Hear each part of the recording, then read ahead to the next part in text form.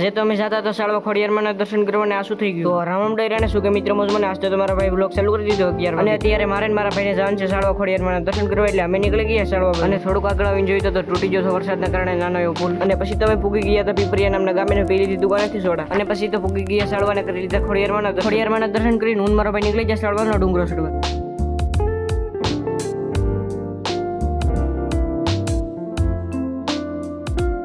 Finally પૂગી ગયા સાળવાના ડુંગર ને ગાડી મૂકી દીધી સાઈડમાં ને કરી દીધું ડુંગર ચડવાનું કામ ચાલુ.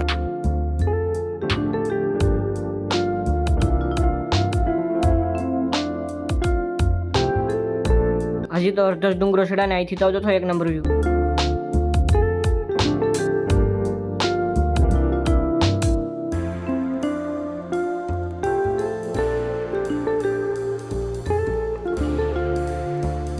અને પછી તો પૂરી ગયા ડુંગરા ઉપર આવેલા ખોડિયાર માતાજીના મંદિરે અને કરી દીધા ખોડિયારમાં દર્શન. અને અહીંથી ડુંગરા ઉપરથી તો આવતો હતો જોરદાર વ્યૂ.